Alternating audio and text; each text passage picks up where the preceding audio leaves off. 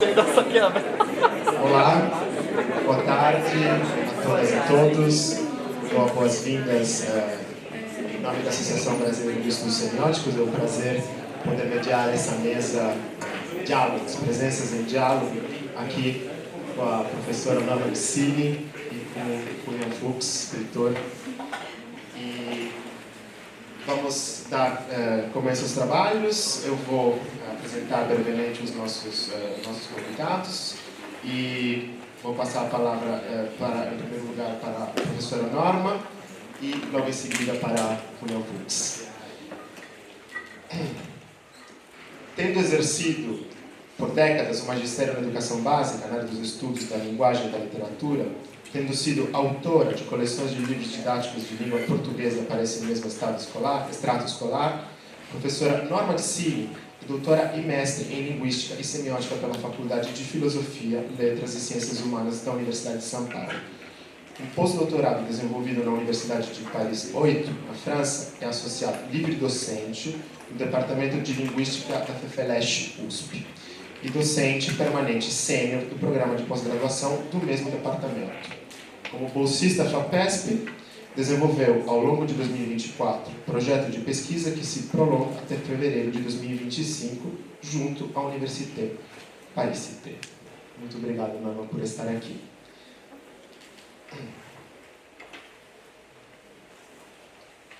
William Fuchs, muito obrigado, William, por estar aqui conosco. É escritor e crítico literário. Como romancista, é autor da Ocupação e a Resistência, ganhador dos prêmios Jabuti, Oceano, Saramago e Ana Sanders.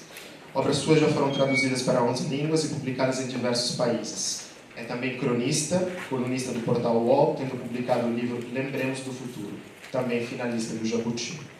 Como crítico, é mestre em literatura hispano-americana e doutor em teoria literária, ambos pela USP. Publicou sua tese pela Companhia das Letras com o título Romance, História de uma Ideia. Atualmente é professor da pós-graduação em Escrita no Instituto Veracruz. Muito obrigado por estarem aqui. Norma.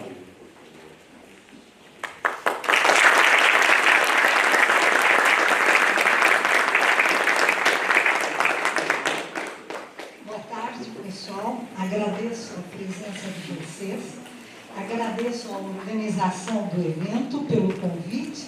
Agradeço a oportunidade que me foi concedida de partilhar com o William Fuchs esta mesa em diálogo. A literatura de resistência, sintetizada no título de um dos romances de William Fuchs, é fenômeno exacerbado na contemporaneidade e parece rondar o conjunto de textos que escolhemos para esta apresentação. Nossa apresentação se organiza em 3 partes. 1, o texto literário e a situação englobante. 2, um poema e os testemunhos circundantes. 3, escrevivência. 1, o texto literário e a situação englobante. A presença do leitor. O leitor no interior e nas bordas do texto. O leitor, um operador da prática interpretativa calcada numa situação englobante. No papel de um enunciatário responsivo ao fazer persuasivo do enunciador, o leitor interage com uma totalidade discursiva, da qual emerge o ethos como estilo. O leitor extrapola, então, os limites do texto e transita na interdiscursividade. Mas o mesmo leitor acabará por expor-se a práticas contíguas àquela da literatura. A demanda por um ajustamento estratégico dele em relação ao conjunto ampliado de significações induz a suas experiências interpretativas. A prática de editoração de uma antologia poética é um exemplo. A composição gráfica e o acabamento final da obra acabam por projetar um adensamento estésico ou de sensibilidade perceptiva para o leitor. O leitor também circula pela cidade. Ele pode, então, deparar-se com um monumento em homenagem ao poeta, autor dos poemas da antologia que ele carrega consigo. O busto erigido em praça pública passa a exercer sua potência para agir como actante, junto à situação que engloba as experiências de leitura. Esbarramos na questão do contexto da obra literária. Um contexto ampliado, segundo experiências práticas de uma leitura em andamento. O poema, o poeta e os testemunhos circundantes. A presença alargada. Contemplemos uma presença multiplicada em diversas facetas. O mesmo escritor é poeta, jornalista, advogado e, sobretudo, um abolicionista. Luiz Gama nasceu em 1830 e morreu em 1882. Há depoimentos sobre a vida e a obra do escritor. Esses depoimentos compõem o ambiente ao qual a produção literária se integra.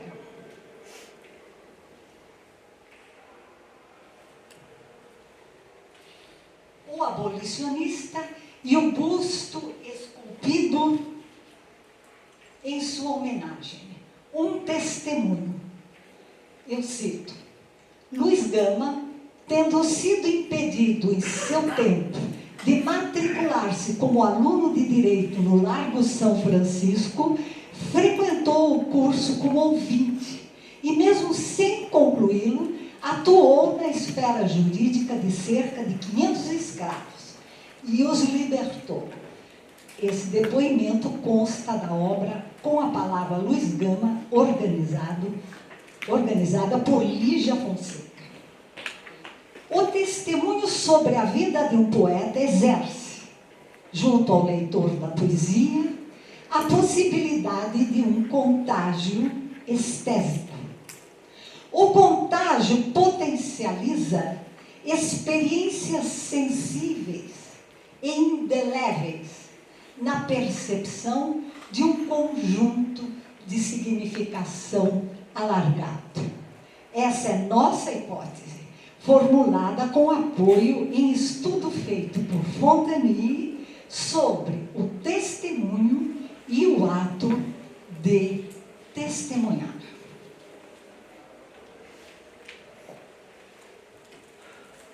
A mesma erma comemorativa do centenário do autor, agora em nova configuração fotográfica. Largo do Arouche, aqui em São Paulo, ela foi inaugurada em 1930, mas ainda está lá. No pedestal lê-se a inscrição: a Luiz Gama, por iniciativa do Progresso, homenagem dos pretos do Brasil. A linguagem, no domínio de sua função poética, aciona o simbolismo. Na materialidade da estátua, a luz do ambiente se retém no bronze. O que é visível para o espectador se homologa ao significado da homenagem. A presença do gesto abolicionista se instala.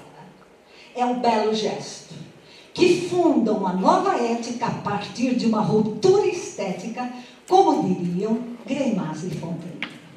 Um belo gesto perdura na memória dos signatários do busto, os pretos do Brasil.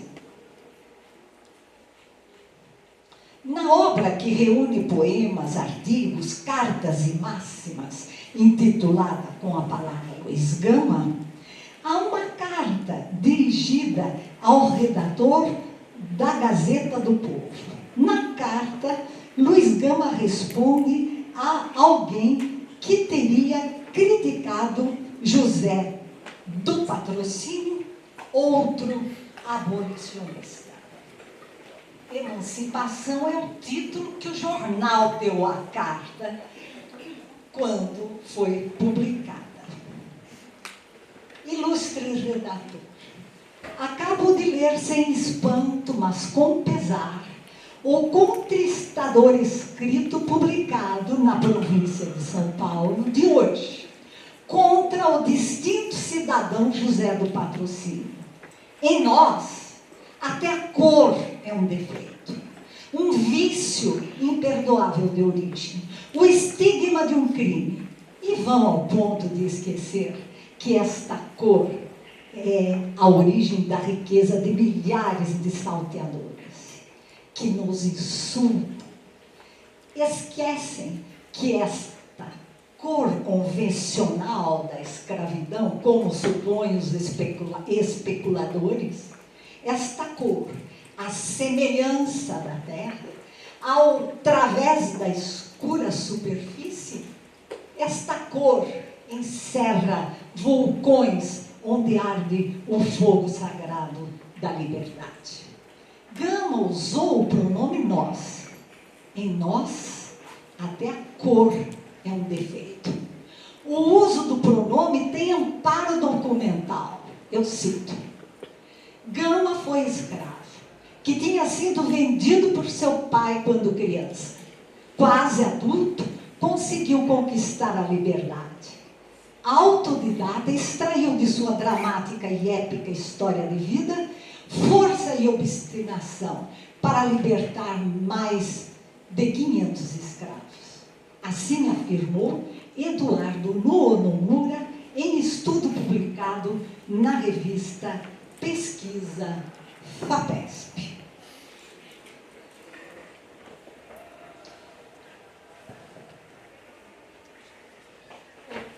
Tormentoso problema do elemento civil. Em artigo publicado no jornal A Província de São Paulo, no ano de 1880, Luiz Gama declara a necessidade de que se resolvesse, via Poder Judiciário, o tormentoso problema do elemento servil. Ele afirma que a magistratura moderna, inconsciente, recua espavorida diante da lei, que ela encara com súplice humildade o poder executivo. E sem fé no direito, sem segurança na sociedade e esquivando-se ao seu dever, declara-se impossibilitada de administrar justiça a 1 milhão de desgraçados. Luiz Gama, então, complementa: o mal, porém, não estava só na insuficiência das medidas legislativas, senão principalmente na máxima corrupção administrativa e judiciária que lavrava no país. Ministros da coroa, conselheiros de Estado, senadores, deputados, desembargadores, juízes de todas as categorias, autoridades policiais, militares, agentes, professores de institutos científicos eram associados, auxiliares ou compradores de africanos vivos. Os carregamentos eram desembarcados publicamente em pontos escolhidos das costas do Brasil, diante das fortalezas, à vista da polícia, sem recato nem mistério.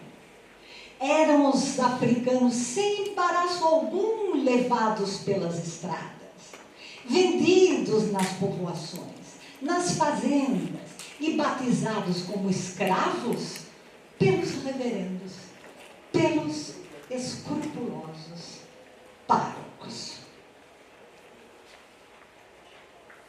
Luiz Gama também escrevia cartas.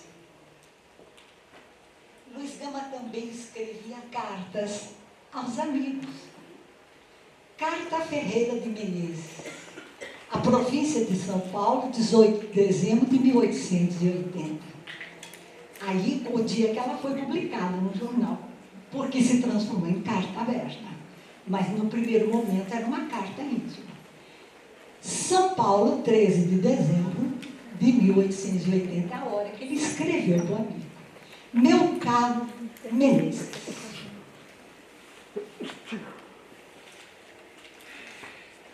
foi no município de Limeira.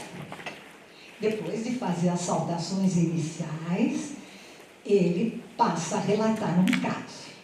Foi no município de Limeira. O fato deu-se há 2 anos. Um rico e distinto fazendeiro tinha um crioulo do norte, esbelto, moço, bem parecido, forte, ativo, que nutria o vício de detestar o cativeiro. Em 3 meses, fez 10 fugidas. Em cada volta, sofria um rigoroso castigo, incentivo para a nova fuga. A mania era péssima, o vício contagioso e perigosíssima a imitação. Era indeclinável um pronto e edificante castigo. Era a 10ª fugida. E 10 são também os mandamentos da lei de Deus, um dos quais, o mais filosófico e mais salutar, seria, não matarás, mas ele brinca, castigar os que erram.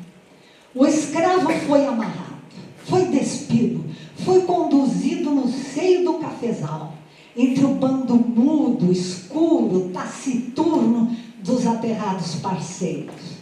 Um Cristo negro que se ia sacrificar pelos irmãos de todas as cores.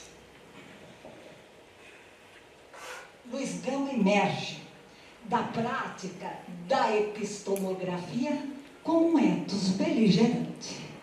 O discurso prenhe de injunções indiretas destinadas a um interlocutor mediato, não o imediato, que é o amigo Ferreira de Menezes.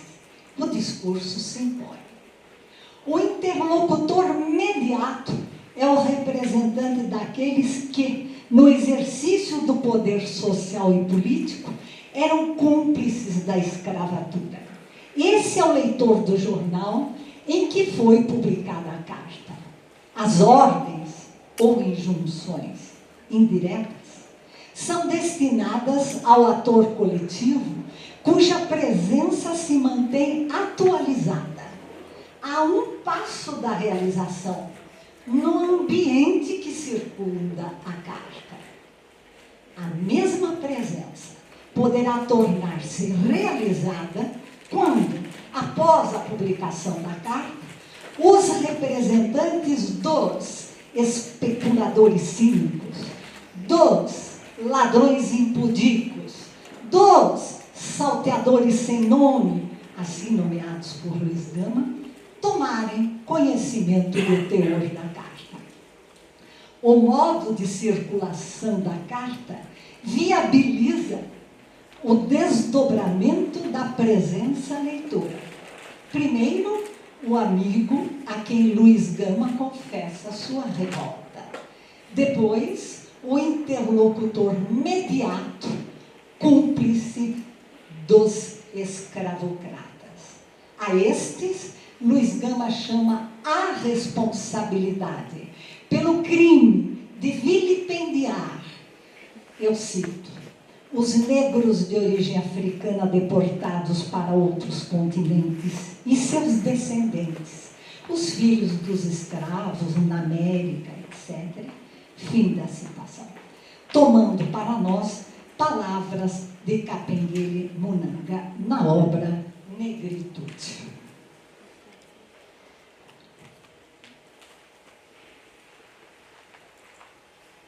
Mas Luiz Gama foi poeta. As situações de comunicação em que Luiz Gama se inscreve, a partir das práticas nas quais opera, jornalista, advogado, poeta, convertem-se em determinada forma de vida. É a forma de vida orientada pelo devotamento a uma causa. Dévouement à une cause. O que afirmamos com base em estudo feito por Fontany, esquisse d'une sémiotique du changement. O actante devotado desloca-se periodicamente de uma prática e de uma situação a outra, ou então as adota paralelamente. Em outras palavras, o devotamento se manifestará como forma de vida, se for possível, ampliar seu campo de manifestação para todas as práticas e situações implicadas por um apego passional exclusivo, que exprime uma axiologia por meio de uma valorização intensa. E Fontany completa: devemos insistir nesse processo de saturação. Vamos ao poema de Luiz Gama, O Coleirinho. Canta, canta, coleirinho, canta, canta, o mal quebranta. Canta, afoga, mágoa tanta, nessa voz de dor partida. Chora, escravo, na gaiola. Terna esposa, o teu filhinho, que sem pai no agreste ninho, lá ficou sem ti, sem vida. Quando a roxa aurora vinha, manso e manso, além dos montes, de oiro orlando os horizontes, matizando as crespas vagas, junto ao filho, a meiga esposa, docemente descantavas, e na luz do sol banhavas, finas penas, noutras plagas. Hoje, triste já não trinas, como outrora nos palmares. Hoje, escravo nos solares, não te embala a dúlia brisa, nem se casa aos teus gorjeios o gemer das gotas alvas, pelas negras rochas calmas da cascata que desliza. Canta, canta, coleirinho, canta, canta, o mal quebranta. Canta, afoga a mágoa tanta nessa voz de dor partida. Chora, escravo, na gaiola. Terna esposa, o teu filhinho, que sem pai no agreste ninho, lá ficou, sem ti, sem vida. Canta, canta, coleirinho. A apóstrofe manifestada no sintagma vocativo, ó coleirinho, percorre todos os versos. Através dela, a voz do enunciador vai se compondo em tons suaves. A base temática e figurativa, terna esposa, amiga esposa, privilegia as delicadezas do mundo representável. Assim acontece junto ao semantismo relativo à figura da ave. Mas a mágoa existe. Há o silêncio imposto, hoje já não trinas. O deslocamento involuntário do pássaro se confirma na intersecção entre tempo e espaço. Aqui e alhures, agora e então. Para o passarinho, aqui e agora constituem o espaço e o tempo em que a gaiola permanece nas ricas residências. Para o mesmo coleirinho, o espaço de outrora é aquele dos extensos aglomerados de palmeiras. É a pátria perdida onde ele cantava livremente. Mas se lê coleirinho e se pensa no escravo conforme a alegoria criada. Do lado da enunciação, estados de alma relativos a afetos constritos compõem o percurso passional do enunciador lírico. Se lê coleirinho e se pensa no escravo, a alegoria acaba por transpor o poema para o âmbito social e histórico. A presença simultânea da ave e do escravo vale como um sentido que está sendo posto. Sob a interpelação desencadeada em relação à ave, se sucedem os versos mediante convocação contraditória. Canta, chora. O peso da tragédia e a leveza dos gestos do poeta coexistem em tensão subliminar. A tensão evolui na alternância entre a intensidade restabelecida, o passarinho se encarna na figura do escravizado, e a intensidade enfraquecida. Aqui, a isotopia figurativa faz crer que o passarinho que o coleirinho é um pássaro. Cada figura do discurso se move segundo esse ritmo tensivo. O par, impactante versus tênue, como diria Zilberberg, par que sustenta os esquemas de percepção do sujeito diante do mundo percebido, esse par subsume o ritmo da leitura. Mas há a interação estratégica do leitor com as práticas contíguas à literatura.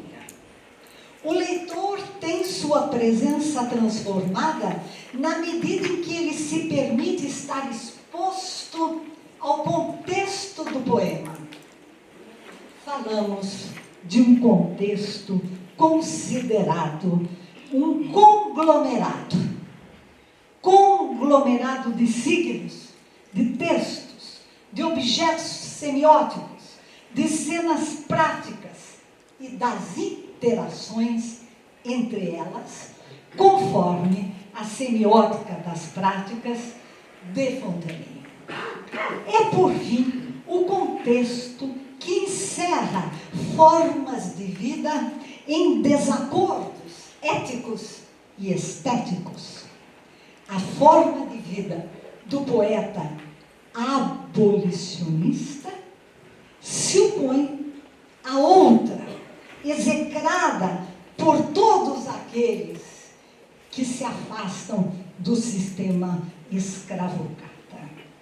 A situação englobante em que o texto literário se compõe como um, entre outros, actantes, fica estabelecida.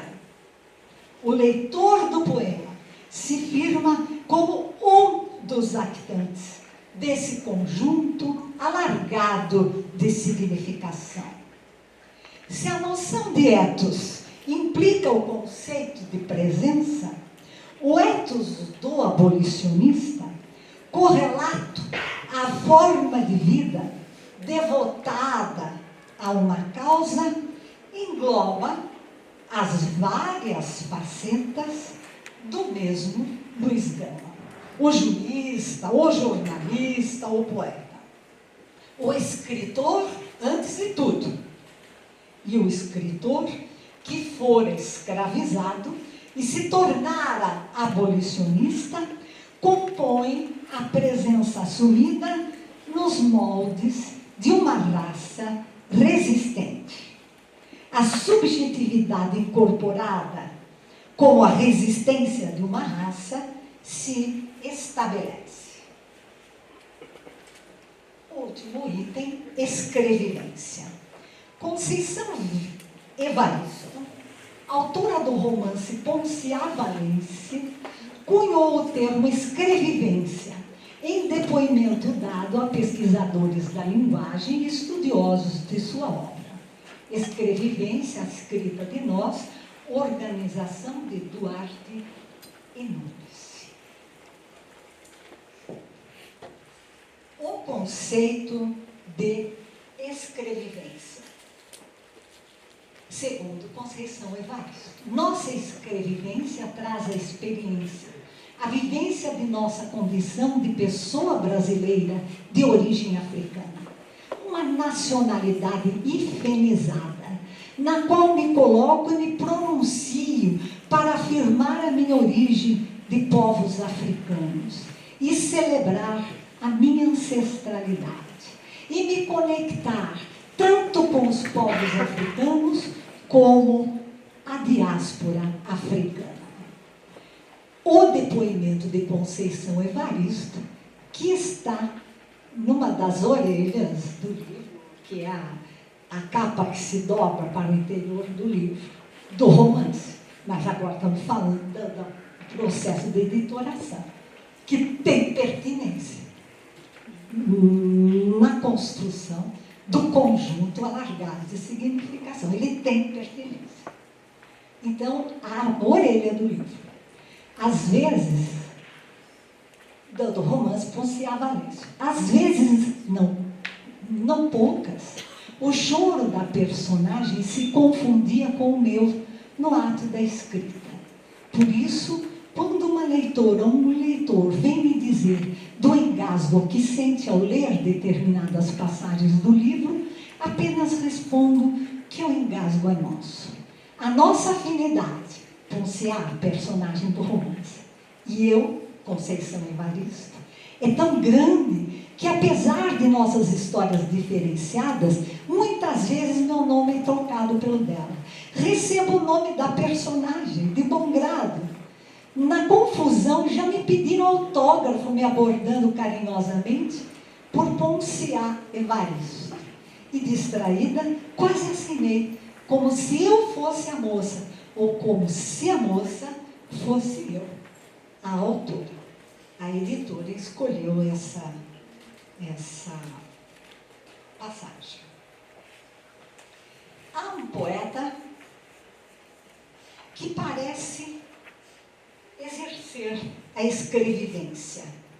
É Ricardo Aleixo, nascido em Belo Horizonte, Minas Gerais, em 1960. O autor de Álbum de Família. Meu pai viu Casablanca 3 vezes. 2 no cinema e 1 na TV. Meu avô trabalhou na boca da mina. Meu bisavô foi, no mínimo, escravo de confiança.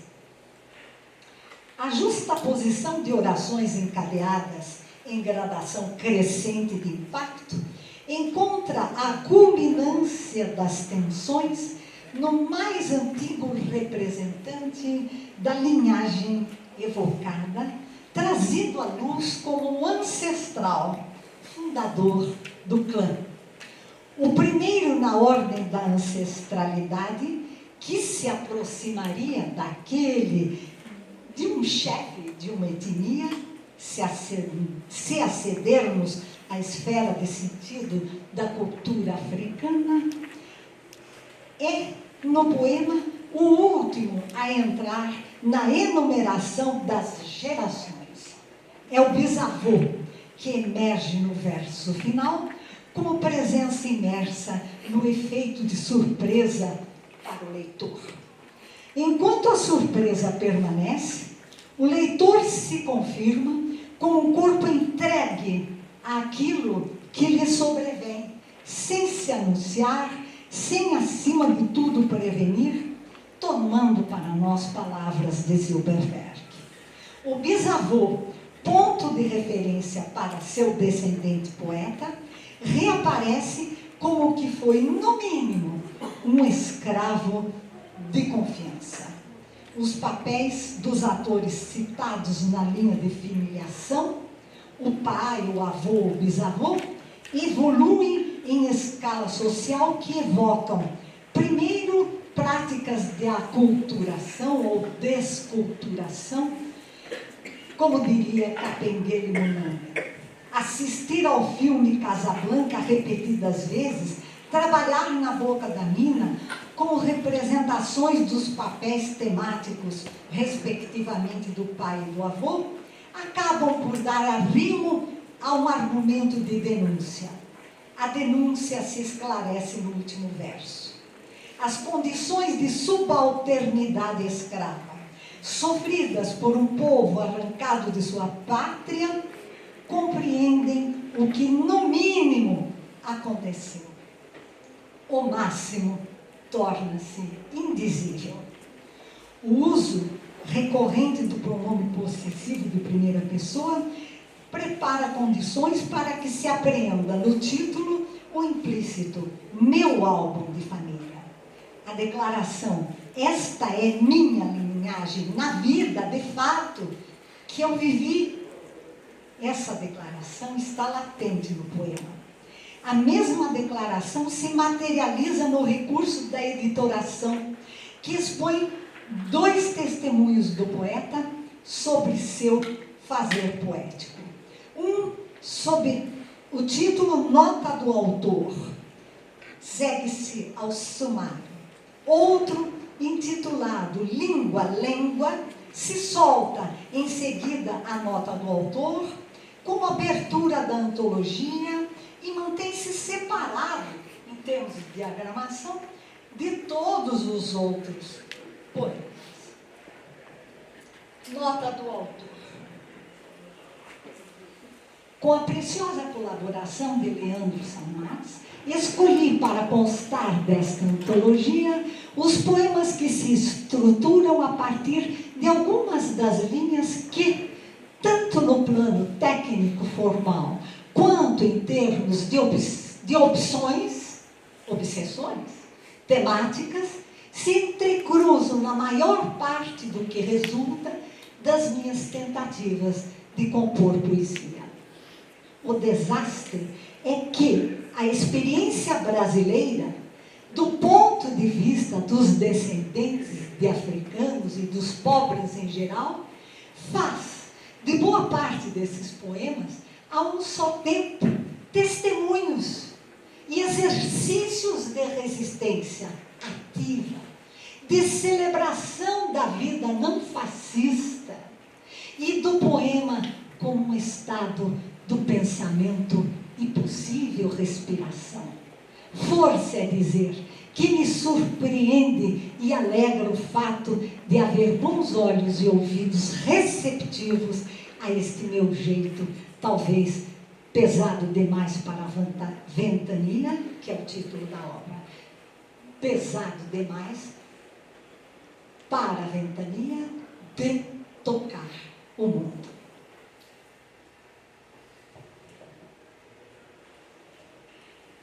A editora jogou, antes de todos os blocos de poema, solto.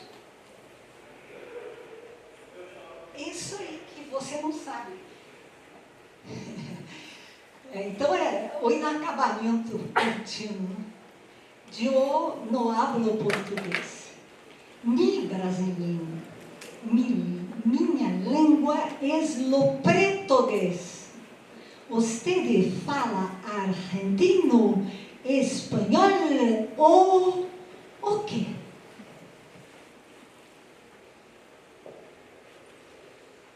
O suporte do texto literário, as experiências de leitura. O suporte oferecido pela prática editorial oferece ao poema álbum de família condições para que, daqueles versos, possa emergir um objeto que toma corpo ao longo das experiências de leitura. Formas de vida cravadas na afirmação da identidade cultural do afrodescendente, identidade centrada na valorização do passado e na importância da memória, preparam condições para a formação do ethos do afrodescendente como uma maneira de pensar, de sentir e de falar, uma exis corporal, definida conforme uma literatura de resistência. A profunda dor de existir permanece na presença que permeia esses textos aqui reunidos. Obrigada.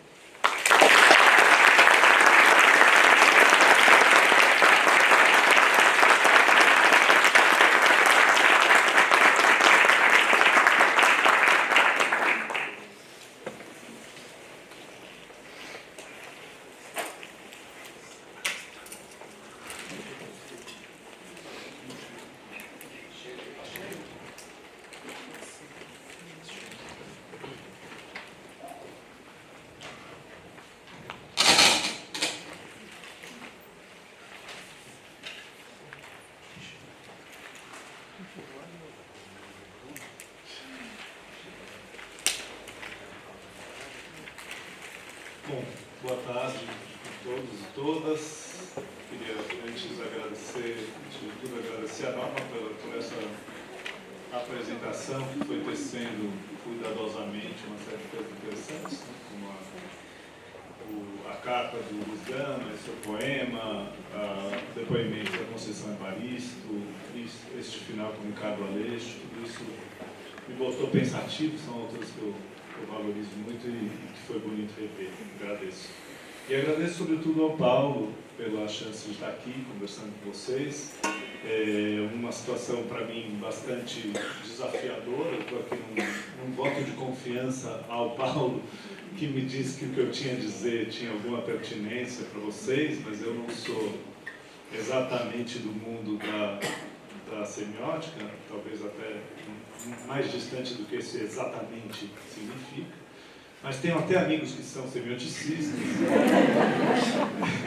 E desses amigos sei que, por vezes, os não semioticistas têm certa dificuldade de entender o mundo da semiótica. Então, eu espero que eu não esteja passando por uma grave dificuldade de compreensão e que faça sentido o que tenho para dizer. Basicamente, o ponto de partida, ou o ponto central do que trago, é uma questão latente no debate literário contemporâneo, um ponto que aparece um pouco nas declarações da Norma, a partir da ideia de escrevivência, mas um ponto que produz bastante divergência e exaltação e tem se tornado um dos debates mais acalorados da cultura, tanto aqui quanto fora, né?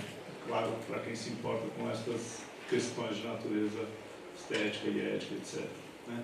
Como toda questão importante, ela não traz uma única resposta, produz, em vez disso, uma miríade de argumentos válidos, às vezes muito contrários entre si, às vezes intrinsecamente contraditórios. Diante de uma matéria como essa, eu não poderia trazer aqui, obviamente, respostas nem fechadas nem definitivas, e sim, em vez disso, muito mais um convite a um debate indefinido, franco, etc. De que eu estou falando nessa grande abstração inicial? Né? O título do encontro, que foi a maneira que me ocorreu de formular a questão, ao mesmo tempo no cerne e na tensão interna dela, na multiplicidade que ela tem, é o direito à própria história e a ética do contato. Se eu digo a coisa dessa maneira, eu tenho a sensação de que cada um aqui já pode imaginar mais ou menos o que está em jogo e já rapidamente pode assumir uma posição. Afinal, nesse debate o que eu defendo e o que eu desejo que a literatura seja, que a escrita seja. Eu acho que eu faria o mesmo se tivesse na posição de vocês e visse um título dessa natureza. Mas, de novo, acho mais importante formular interrogações do que afirmações terminantes, né? Então, de partida, já altero um pouco o título desta fala e passo à interrogação. Temos o direito à nossa própria história, né? Deve haver uma ética no contar dessa história? Em matéria de literatura, é óbvio, sabido, que o ponto de partida de quase todas as discussões traz um pressuposto, quase um dogma, né? A ideia de que deveria prevalecer sempre, em qualquer circunstância, a liberdade. Portanto, tudo pode ser contado, tudo cabe em literatura, tudo é passível de se converter em ficção, tudo vale a tradução em palavras, e cada um que aguente as consequências dessa atividade um tanto audaz, né? Seria um princípio da própria arte, um princípio que a gente desejaria, ao menos, inegável, né? Não se pode definir a priori os caminhos da arte, os caminhos da literatura. O que nos interessa ali é justamente o que a gente ainda desconhece, né? O que ainda não tem nome. É isso que a gente espera, essa é a expectativa em torno da arte, em torno da literatura. Aquilo que a gente ainda não sabia que desejava e que, no entanto, a gente aceita, acolhe com voracidade quando, de repente, se apresenta diante dos nossos olhos, né? Mas, enfim, vou recuar e depois avançar sobre essa questão. Tem um contexto, estas generalidades aqui que eu estou falando. Estou falando de um tempo em que a literatura se transformou enormemente, né? Como a Norma já vinha descrevendo em alguma medida, né? O tempo em que se insurgiu a autoficção, tão nova e ao mesmo tempo tão antiga, que se estabeleceu como uma das forças dominantes de uma época que já suscitou um mal-estar correspondente por excesso de presença e que já tem sofrido acusações de cansaço, de esgotamento, de impertinência, né? Em que fase desse processo, de uma forma artística, em que fase a gente está, não é uma coisa fácil de definir. No momento, cada uma dessas posições parece defensável, né? Tudo já tinha sido feito em matéria de autoficção antes que isso ganhasse um nome, ou tudo já se fez nesta última enxurrada autoficcional, ou talvez ainda reste alguma coisa por fazer, alguma história que por distração faltou a essas tantas narrativas, ou pode ser que a gente só esteja no início de uma história que vai se tornar muito maior, uma história que só começa a dar as caras. Portanto, o tempo da autoficção já ficou para trás, ou o seu tempo é hoje, ou existe para ela ainda um futuro muito largo, né? Essa é uma condição que a gente descreve, estou descrevendo aqui autoficção nesse jogo, mas para toda forma artística, para toda forma literária, essa mesma questão se coloca. A gente está num momento de forma emergente, de forma dominante ou de forma residual de uma certa escrita. É evidente que em alguns casos está mais claro, a gente sabe responder precisamente, ou mais ou menos precisamente, em que fase está o romance, que talvez exista só residualmente no nosso mundo, digo, o soneto, que talvez exista só residualmente no nosso mundo, mas a gente não sabe responder isso em relação ao romance ou em relação à autoficção. São questões um pouco mais imprecisas, incertas na nossa realidade, né? Sobretudo, eu gosto, pessoalmente, de pensar a autoficção como um entre muitos outros fenômenos contemporâneos, um dos mais ruidosos, sem dúvida, mas uma parte menor de algo mais vasto, né? Por isso, em algumas situações, em alguns contextos como esse, eu proponho a substituição do nome autoficção por outro nome, ou ao menos um acréscimo, para dar conta dessa vastidão, que seria chamar isso tudo de pós-ficção. Um tempo em que a gente produz ficções, mesmo sabendo que algo do mecanismo ficcional já se partiu, e que para muitos autores a fabulação, a invenção de um mundo à parte, a fundação de um mundo único dentro da página literária se fez gesto arcaico, né? E que as condições para uma narrativa passaram por profundas convulsões que vão deixando nela uma série de marcas, né? Então, as crises sucessivas do romance deixaram no gênero romance uma série de cicatrizes severas que deformam essa forma literária, que alteram essa forma em uma infinidade de aspectos, né? Um tempo que se criou uma descrença em relação ao romance, chamemos, convencional, se é que isso existiu em algum tempo, em algum lugar, e contra essa descrença, o romance tem se aferrado cada vez mais a uma crença poderosa no real, um apelo ao real dentro da própria narrativa. Para não se afogar na impertinência, na frivolidade, o romance tenta tocar a carne da realidade mais do que em qualquer época anterior. O romance tem se criado uma série de híbridos contemporâneos. Ele se aproxima de algumas linguagens que sempre fizeram parte desde romance, né? O romance é tido como gênero onívoro, que tudo devora, que tudo traz para si, mas agora ele se funde a essas outras linguagens num grau mais extremo do que em qualquer outra época, né? Uma fusão que se faz muito mais decisiva e fundamental. O romance se aproxima da autobiografia, sim, nesse fenômeno que tem sido chamado de autoficção, mas ele se aproxima também da historiografia, do ensaio, da sociologia, da antropologia, da filosofia, do discurso político, e aqui, evidentemente, vai um largo, etc., do tamanho da imaginação de vocês. Provavelmente, em algum lugar, vai se encontrar, por exemplo, um romance semiótico, né? O que isso significa, né?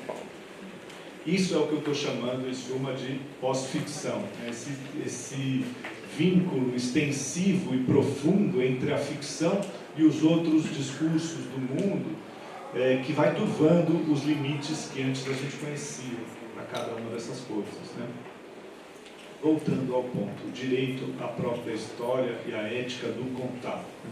É nesse contexto de transformações importantes que a questão se coloca agora. Talvez a gente não se perguntasse sobre o direito à própria história, uma ética de contar, um século atrás, 50 anos atrás, mesmo 20 anos atrás, né? É um contexto específico que nos convida a debater isso, e às vezes quem está distante desse específico debate não vê o sentido, mas afinal, por que está se colocando isto, né? A estranheza de como se produz literatura neste nosso tempo, num tempo específico, sempre dá as caras quando alguém mais distante se põe a olhar, né? Há uma estranheza inerente, própria até das obras contemporâneas, né?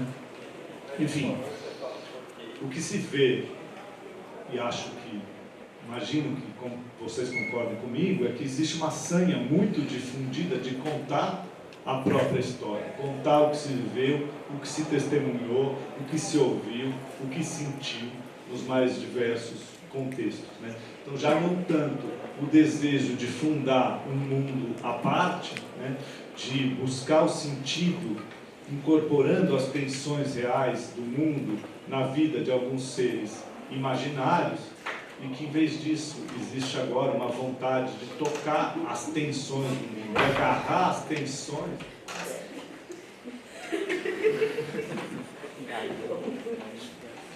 Não sei o que aconteceu aí, mas sim. Uma abria, outra pegava. Olá. Vizinha aqui. Não sabia.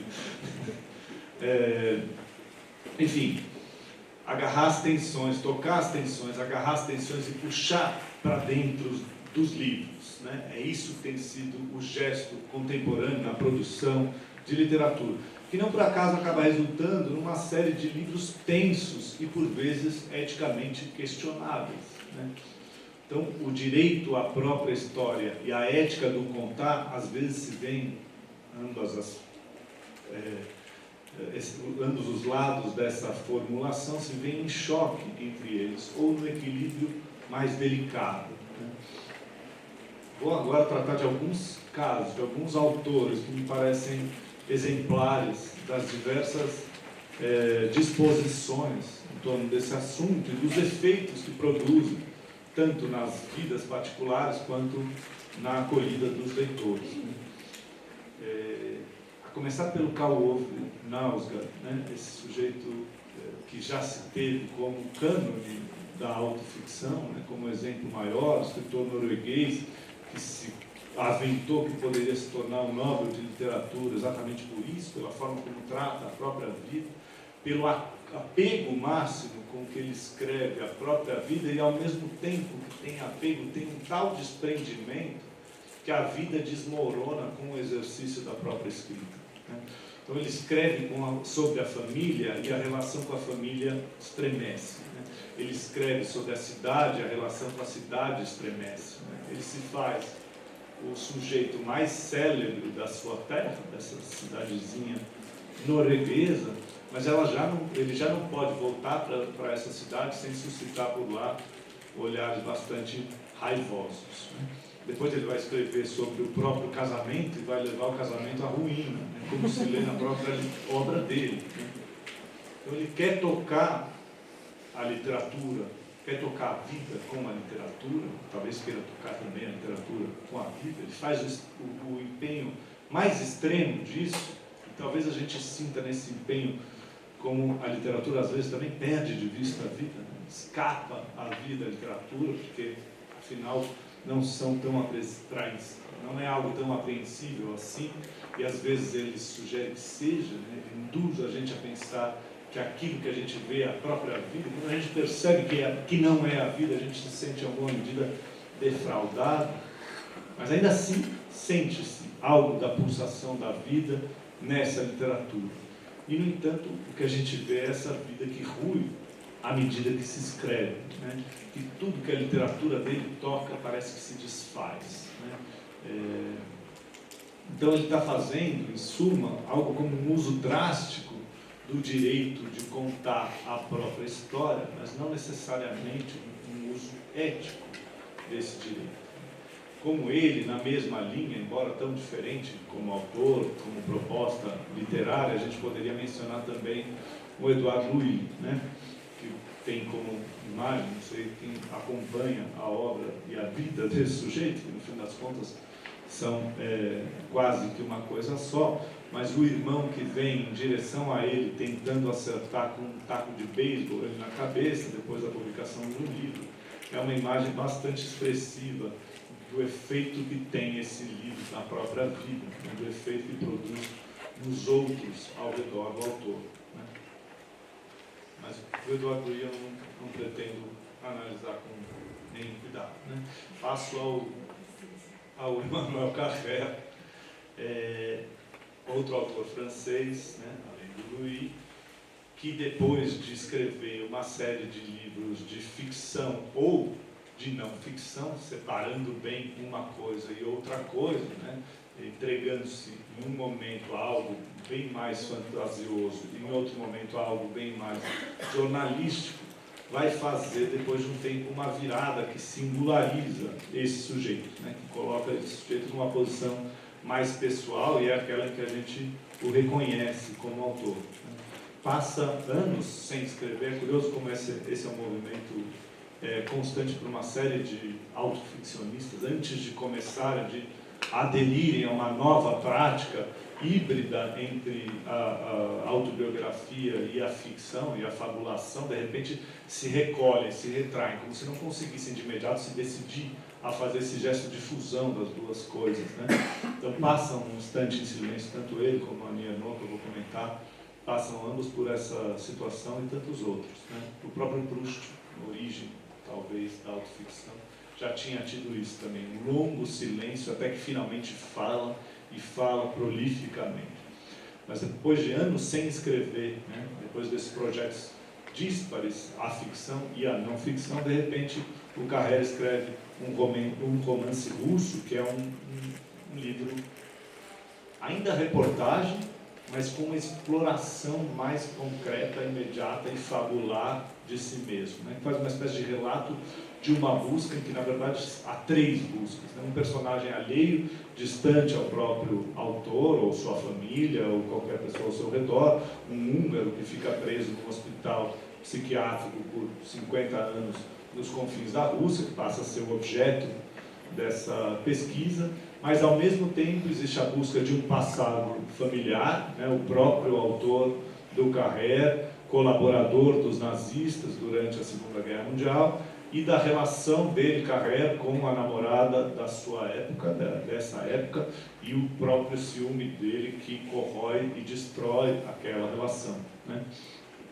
Então, escrevendo esse livro, basicamente ele provoca um estremecimento forte com a mãe, que não queria jamais que a história do pai dela fosse contada dessa maneira, e uma exposição muito problemática, que ele mais tarde vai considerar assim, da ex-namorada, né? Ele vai mais tarde, o Carrère, falar num arrependimento por ter feito dessa maneira, né? Esse é o verdadeiro erro que ele cometeu a escrever esse livro, né? Escrevi coisas dolorosas e acho que isso é mais grave do que qualquer ficcionalização, né? É engraçado essa formulação que já coloca uma gravidade em si mesma em ficcionalizar, né? Isso é mais grave do que qualquer ficcionalização. Ali não há nada de ficção, mas acho que deve existir essa regra de não escrever coisas que machucam as pessoas. E naquele livro eu o fiz, né? Escreve e machuca as pessoas ao seu redor. E aí aparece um livro mais recente, que talvez tenha tido mais impacto, mais recepção e mais discussão sobre essas questões todas, que é o Yoga, né? Yoga afirma de partida, nas primeiras páginas, a literatura como um lugar onde não se mente, né? Aqui não se mente, aqui eu não posso mentir. E aí ele vai narrando, a partir desse preceito, os acontecimentos terríveis da sua própria existência, até que ele se aproxima de um acontecimento que ele está proibido de narrar, né? Ele encontra um limite externo imposto por outra instância, que é uma instância legal. Ele está proibido de escrever sobre a ex-mulher dele, né? Durante o processo de separação, ele assina um acordo com a mulher que não vai escrever sobre ela, mencionar o nome dela ou contar episódios da vida dos dois. E na justiça, mais tarde, quando ele se põe a escrever, na justiça se decide que ele não está autorizado a escrever porque ele assinou especificamente aquele acordo. Não porque ele não possa, ou porque haja uma censura na legislação francesa, mas para respeitar aquele específico acordo entre eles, ele não pode contar a história de ambos, né? E isso significa, nas palavras dele, né? Isso significa que há um buraco no livro, um efeito bizarro, um defeito, na minha opinião. É como se ele fosse um pouco manco, diz o autor em entrevista. O que a gente vê é curioso, porque no livro talvez seja um dos elementos mais inquietantes e mais vivos esse buraco.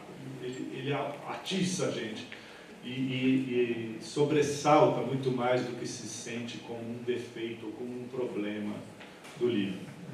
Mas o que é curioso é que esse defeito vai produzindo uma inconsistência, uma incoerência na própria forma que o livro assume, porque esse que era o lugar onde não se mente, começa a ser, a partir dali, um livro todo carregado de, que a gente poderia chamar de mentiras. Por que mentiras? Porque ele diz que não mentiria e passa a fabular, né? Ele volta à ficção e encontra nisso um prazer. Mas no final do livro ele vai dizer, Frederica, que é uma outra personagem que surge ali, é um personagem de romance. A ficção assume o controle. Ele narra como se fosse o acontecimento real, mas de repente ele está imerso de volta à ficção, aquilo que ele considerava grave, mas não tão grave assim, né? Mas é curioso, porque ele ficcionaliza para se manter fiel a si mesmo, para poder, talvez, respeitar o preceito desse livro. Paradoxalmente, é assim que o livro pode existir, nessa confluência insolúvel entre contrários, né? Então, ele assume um compromisso com a verdade constante, mesmo que seja uma verdade instável e contingente. Talvez seja isso que se lê em Carrère, né? E passo também brevemente por uma outra autora, né?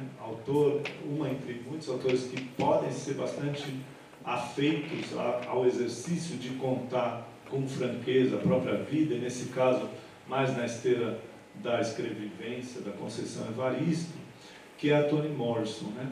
Traz, apesar de escrever algo que se baseia um pouco na sua própria experiência, na medida que se baseia na experiência de mulheres negras nos Estados Unidos, traz uma concepção completamente oposta a essa ideia e a esse conjunto de preceitos que aqui eu vou expondo, né?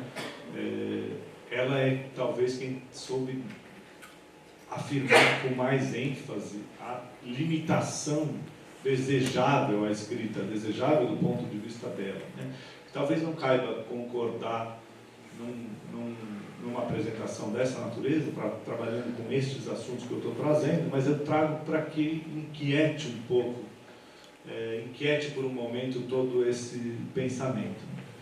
A Morrison vai dizer que basear um personagem numa pessoa real é uma violação de direitos autorais, né? As pessoas são donas da própria vida e a vida não é para ser usada numa obra de ficção de outra, né? Ela vai trazer essa ideia, talvez estranha e nem um pouco banal, né? Não há nenhuma banalidade numa declaração de princípio como essa, né? Para escrever literatura desse jeito, parece que seria necessário fundar todo um regime narrativo, né, que obriga com exclusividade a imaginação. Você só pode imaginar, jamais baseie na vida de alguém o personagem que você vai criar, né? Ou seja, um regime fabular ao extremo, né? Uma literatura inventiva a tal ponto que é mais inventiva do que qualquer sonho humano, né? Porque tudo que a gente produz nos sonhos, me parece, é baseado em pessoas reais ao nosso redor, né? Então, uma literatura, sem dúvida, quimérica, impossível, né, daria para dizer. Quem nos salva dessa ideia incômoda, desse instante de inquietude que as palavras da Toni Morrison traz, é a Annie Ernaux, né? Chego finalmente a ela. O acontecimento, que é o relato de um aborto que ela fez quando jovem e que quase resultou na sua própria morte, ela vai explicitar uma coisa que se torna diretriz fundamental para ela e para muitos autores contemporâneos na mesma esteira, né? Ter vivido uma coisa, qualquer que seja, dá o direito imprescritível de escrevê-la, né? É isso que ela diz ali, e eu já ouvi suspiros de alívio de uma série de escritores a cada vez que cito essa frase. Posso, tenho direito imprescritível, né? Tem esse detalhe do imprescritível, não é que você pode dizer enquanto ainda está marcado, enquanto ainda sofre, enquanto ainda dói, você tem o direito imprescritível de contar a sua própria história, né?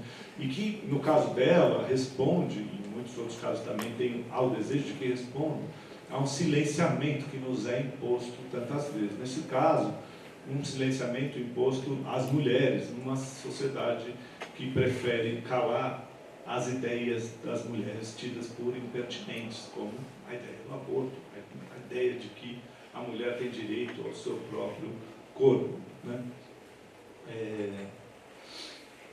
Mas a gente vê como a frase também traz uma nuance interessante, aquela suposição de liberdade total que a literatura teria, né? Então, a literatura pode contar tudo, tem o direito a contar absolutamente tudo. No caso, a partir da frase libertária da Annie Ernaux, a gente pode pensar que tem sim essa liberdade restrita, pelo menos quando se vive algo, né? Quando esse algo é parte de uma experiência própria e se torna quase como uma posse, né? Ainda que seja uma posse impalpável e desprovida de qualquer documento oficial, né? Quem é leitor da Annie Ernaux sabe que também aparece ali na obra dela uma espécie de culpa por não ter escrito. Então, aquela vivência não só é uma possibilidade, uma oportunidade de escrever a respeito, mas é algo que compele, que comprime o escritor, a escritora, para que finalmente escreva, né? Ela, ao escrever o acontecimento, se livra da única culpa que ela sentiu com aquela história. A culpa de ter feito um aborto? Não, essa culpa ela nunca sentiu. A culpa de nunca ter escrito a respeito do aborto. O que, na verdade, é uma declaração muito estranha, porque ela tinha sim escrito a respeito do aborto, só que ela tinha escrito um romance ficcional demais, em que ela não se reconhecia. Então, há um certo apelo, um desejo de escrever mais literalmente, mais diretamente a sua própria experiência, né?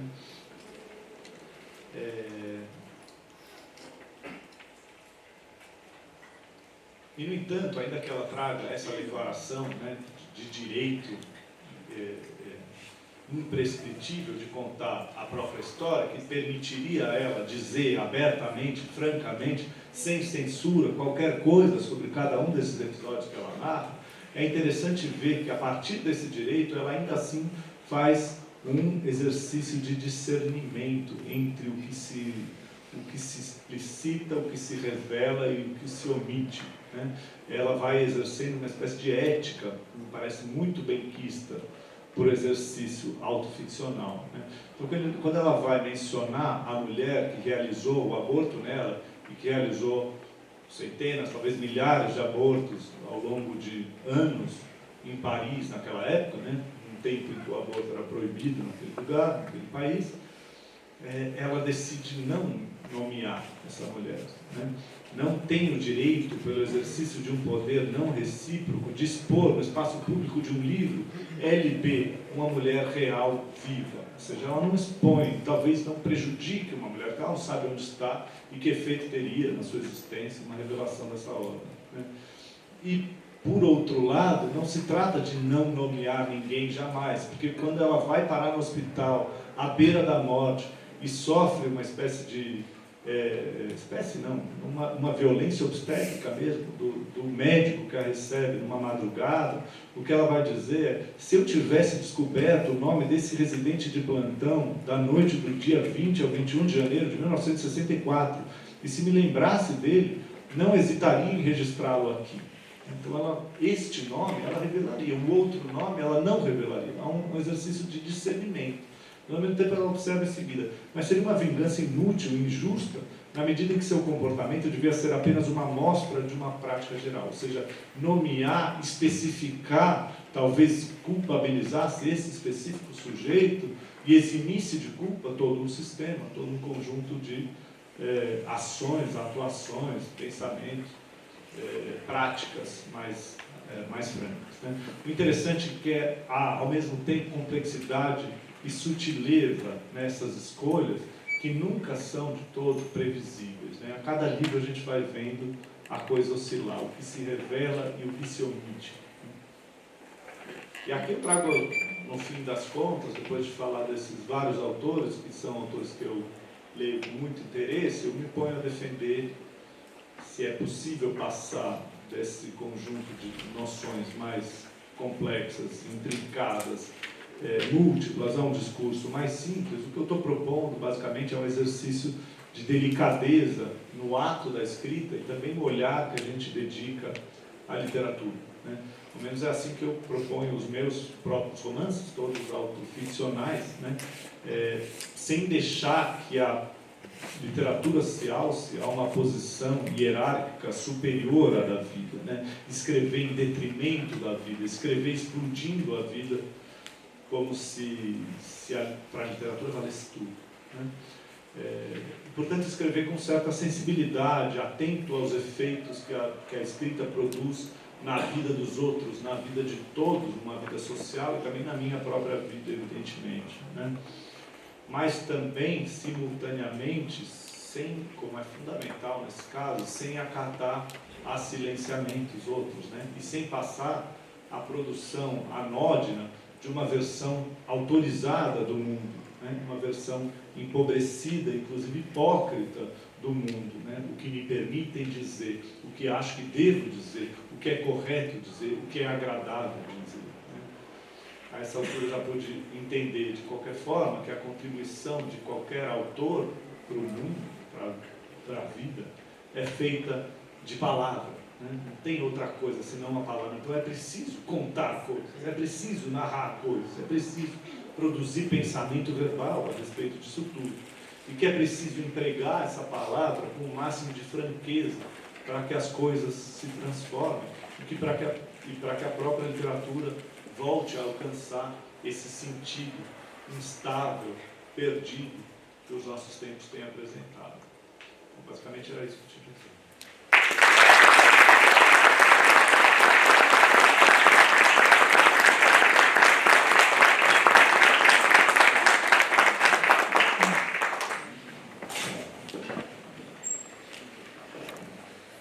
Agradeço muito a sua fala, Julián, agradeço muito a sua fala, Norma.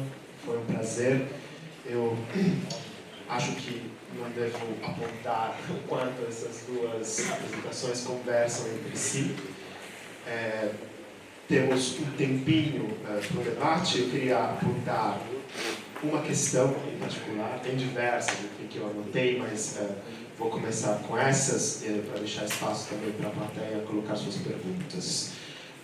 O que eu queria dizer, e aí conversa a tua visão de crítico literário, de escritor, que traz também sua própria experiência aqui com a nossa perspectiva semiótica bem manifestada na fala da Norma, que é o seguinte: como as estruturas enunciativas, os pronomes que vocês citam, o fato de autoficção ser principalmente uma escrita em primeira pessoa, mas também, por outro lado, algo que você aponta muito bem, a fusão e a alternância de gêneros específicos, como ensaio, como até o discurso político que você citou, né?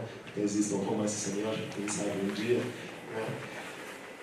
E Norma mostra muito bem também com Luiz Gama, a carta, o jornal, o artigo de jornal, a poesia, enfim, diversos gêneros literários, enfim, cada um com um estilo e um ethos específico. Ou seja, como essas estruturas enunciativas e os gêneros definem, por um lado, o ethos do enunciador, mas também algo que é muito presente nas falas de vocês, que é a relação com o enunciatário, diríamos em termos semióticos, ou com o leitor, como você disse. Né? Seja como esse leitor é englobado através dessas alternâncias de gêneros, de estilos, de enfim, pronomes na obra. Era isso que eu queria colocar, teria tantas outras observações, mas quero deixar espaços para vocês. Quem quiser perguntar, acho que a gente só tem esse microfone, né? Pode. Então vocês poderiam... Podem falar daqui. Podem tentar falar, acho que dá para ouvir. Tá joia. Pode ser? O meu nome é Érica, né? Eu faço parte do grupo de pesquisa do professor Eduardo de Assis, até quando eu vi a professora Norma citando. Acho que se você puder vir aqui, ó. Vou. Porque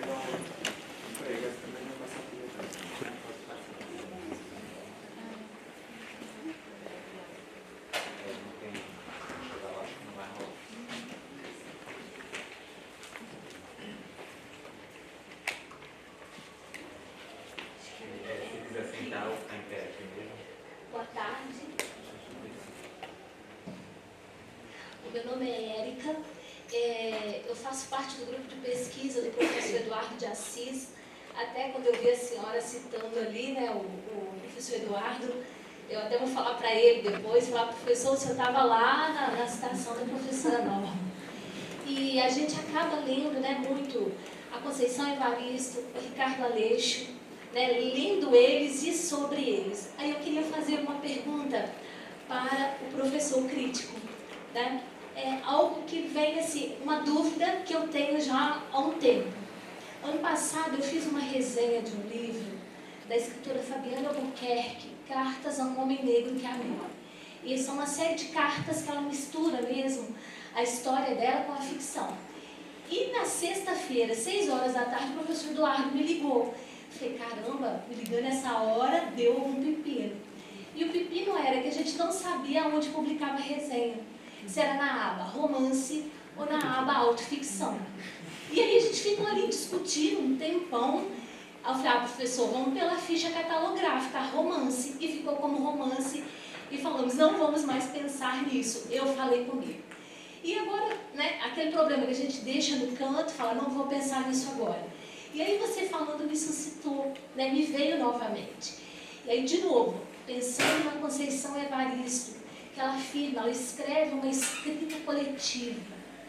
Pensando no Ricardo Aleixo, e aí eu lembrei daquele poema, O Peixe Não Segura a Mão de Ninguém, que ele parte de uma fotografia da família para escrever o poema. Mas não é prosa. Eu posso considerar a Conceição Evaristo como essa escrita coletiva e o Ricardo Aleixo como um poema a partir de uma fotografia de família como autoficção? Se tiver mais 2 perguntas, depois a gente fecha e responde quem quiser. Se não tiver, a gente começa a responder. Então, tem? Mas você poderia, o microfone não vai chegar.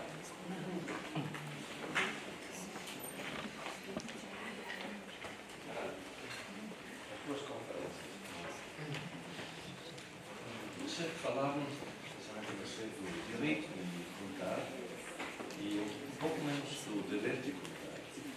Há um desequilíbrio também alguma pergunta para você.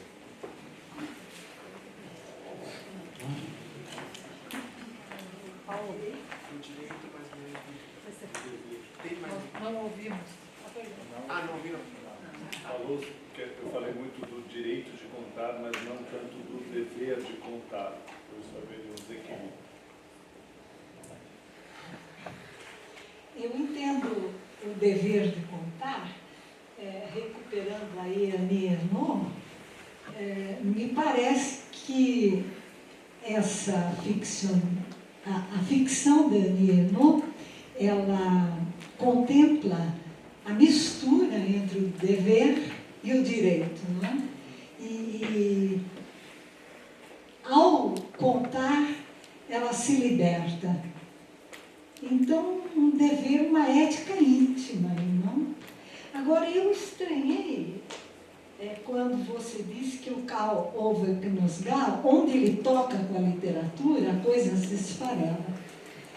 Mas então a literatura tem que se preocupar com as suas decorrências?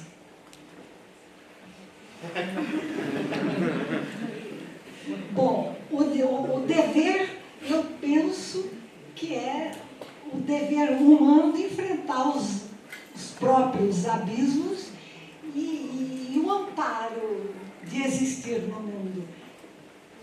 Para mim seria essa. Agora eu não sei o que o colega pensa.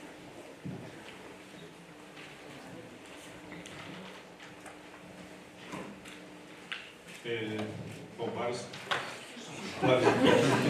surgiram aqui para se pensar, né? Primeiro, você já colocou, Paulo, a partir da ideia de escrita em primeira pessoa, e eu acho que aí é importante fazer uma espécie de distinção, né? Porque não é obrigatório ao exercício de escrita de si, dessa proposta de contar a própria experiência, a utilização da primeira pessoa, né? Muitas vezes a gente deseja, da mesma maneira que se discrimina a Annie Ernaux entre o que ela revela e o que ela oculta, muitas vezes a gente escreve sobre o que viveu, preferindo alguma distância, a distância da terceira pessoa, né? Não há uma centralidade na primeira pessoa, embora haja, sem dúvida, uma prevalência da primeira pessoa nesse tipo de projeto, né? A primeira pessoa produz a sensação de franqueza. Então, esta é a voz aberta, colocada, para mim, explícita, crua, né? A gente sabe que há uma falácia nessa crueza, né? Às vezes, justamente na crueza é que se esconde a mentira outra, a mentira mais relevante, mais profunda, né? Depois surgiu a pergunta da classificação da Conceição Evaristo, né? Como se a gente poderia intitular de autoficcionista. Primeiro, acho que é preciso, importante romper qualquer ideia de autorização de um crítico literário em relação à possibilidade de algum autor se inserir ou não dentro de um nome. A autoficção, inclusive, é nome controverso demais, e os mais diversos autores, os mais claramente autoficcionistas, às vezes aparecem e dizem, não, autoficção não escreve, como se fosse sujar a própria mão, o uso da autoficção. Então, geralmente, as pessoas querem se manter distantes. Destes autores todos que eu coloquei aqui, eu não vejo nenhum deles refletir a autoficção como um problema, né? Eles geralmente estão usando outras noções, né? A Annie Ernaux se vale mais da ideia de autossociobiografia, né? Que a biografia pessoal, a autobiografia pessoal se mistura com uma biografia social de um país inteiro, de uma cultura, etc. Como se vê mais claramente na obra dela, Os Anos, né? Mas que também dá para pensar o acontecimento como uma autossociobiografia, porque a gente está pensando a condição das mulheres, a situação das mulheres, etc. Mas, enfim, a Conceição Evaristo e tantos autores próximos a ela também não se aproximam da autoficção e não desejam a autoficção, até porque apontam, muitas vezes, um certo narcisismo autoficcional, né? O sujeito marcado só pela sua experiência, escrevendo a partir disso. Na escrevivência, há essa ideia de escrita coletiva, né? Muitos outros autores, como a Aniano, vão tentar transpor a autoficção, essa escrita de si, em direção a uma coletividade, pensar que há algo de político também no pessoal, então sempre há uma dimensão de escrita coletiva, de escrevivência nessa narrativa de si. No mais, e fundamentalmente, sobre a pergunta catalográfica, né? Afinal, onde a gente qualifica isso, onde a gente encaixa essas obras, essas resenhas sobre as obras, etc., o ponto é que quanto mais contemporâneo, mais vivo isso é, mais híbrido, eu estava colocando o valor justamente nesse lugar, né, de uma certa literatura atual escrita pelo hibridismo, pela entremescla. De repente a gente não sabe mais se esse romance é romance, ou se ele já virou sociologia, ou se já virou política, ou se virou o que exatamente, né? Onde a gente classifica isso e onde a gente insere. Esses são justamente os livros mais interessantes, a meu ver, né? O que tem acontecido de mais interessante na literatura é essa impossibilidade catalográfica, né? Então, se a gente não sabe onde situar, em qual prateleira colocar na livraria, isso é ótimo sinal sobre a obra que a gente tem nas mãos, né? Isso me parece mais rico. Se uma obra, se houver futuramente, em algum momento, a seção autoficção, a obra que mais precisamente se encaixar ali, talvez seja a obra menos interessante de toda aquela seção, né? Quando ela deixa de ser tão puramente qualquer coisa, é que vai surgindo a riqueza, a complexidade, etc. Então eu não me preocuparia muito onde cabe, né? É bom, talvez, a existência de um gênero tão amplo, tão aberto, que tudo engloba como romance, permite isso. Isso é um romance e acabou, né? Dá para a gente se valer disso. E passa finalmente a questão do dever de contar, que é fundamental. Eu acho que a sua pergunta é muito valiosa, porque mostra uma condição, um ponto de partida desta fala minha, que é o ponto de partida da fala desses tantos autores, que é uma certa posição defensiva, né? Então, estou sendo acusado e acuado, e por isso afirmo o meu direito de contar. Mas no ponto de partida de tudo isso, há um importante, necessário dever de contar, né? Boa parte da autoficção e dessa escrita híbrida contemporânea justamente se aproxima da historiografia, da sociologia, da política, porque sente a necessidade de um discurso literário próximo a esses acontecimentos, próximo à história, né? Próximo, por exemplo, à política de memória, né? A política da memória, que é tão fundamental em uma série de países, né? Nas mais diversas circunstâncias que viveram, por exemplo, na América Latina com as suas ditaduras, né? Essa política de memória se transpõe e visita a própria literatura e ganha lugar justamente nessas afirmações de si na obra literária, ou da própria trajetória, ou da história familiar, das origens, ou dos militantes próximos à minha vida, à minha história, né? Então existe de fato, por trás de toda essa defesa do direito à própria história, sem dúvida, um dever de contar, né? Um dever de contar alguma história, não necessariamente a própria história, mas o dever talvez de contar a história, se isso existe, né? Finalmente eu só consigo te devolver essa pergunta. Um autor não deve refletir as consequências daquilo que escreve, né? Eu acho que se a gente pensa numa certa pureza literária, né, ok, escreve-se com uma visão ideal do que seria a literatura, prevalece a liberdade e desaparece qualquer preocupação com as consequências. Mas na prática, o escritor é mais que um escritor. Ele é um escritor e ele é um cidadão, e ele é um marido, e ele é um filho, e ele é um irmão, e ele é um monte de coisas em que vai se colocar para esse mesmo sujeito uma pergunta ética que não é especificamente para o escritor, mas é para todas as outras coisas que ele é, enquanto escritor ainda, né? Então, um escritor talvez não deva se preocupar na exposição que vai fazer do seu irmão, mas um irmão deve, e um filho deve, e um marido deve, E é esse outro que se põe a pensar e perguntar e se coloca em choque com a figura do escultor. Agora, sobre pensar se Conceição Evaristo e Ricardo Aleixo podem ser pensados como autores de autoficção, Ricardo Aleixo, até no poema, né? Eu acho que se você pensar no semantismo, eles espalham marcas ao longo do romance, marcas da própria identidade. Às vezes, então, é de um modo mais concentrado, às vezes, menos. O Cristóvão Tesa diz, eu prefiro me manter distante, mas em O Filho Eterno, que é o filho com o problema de saúde, né? Qual é o... Síndrome de Down. Isso, com síndrome de Down, ele diz, eu pus o nome de Felipe lá, e Felipe é meu filho. Agora, eu não sou tão cruel como era aquele pai lá, mas eu espalhei isso, ele em depoimento mesmo lhe disse. Então, me parece que o estabelecimento da autoficção não é um horizonte homogêneo de expectativas. Não é. Você lê, mesmo em Poncia Valêncio, ela não usa a primeira pessoa. Mesmo em Ernaux, ela oscila. Às vezes ela usa, no mesmo romance, ela começa a falar eu, e depois ela fala a terceira pessoa, que em francês é on. Né? Então eu acho que deve haver estratos de condensação e de difusão da formação da autoficção, a depender do estilo do autor. O nosso colega aqui fala que desconfia, não é?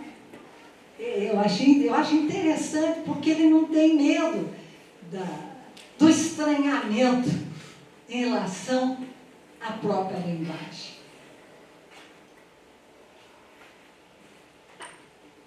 Bem, são 16h10, temos um café e às 16h30 começa a conferência plenária.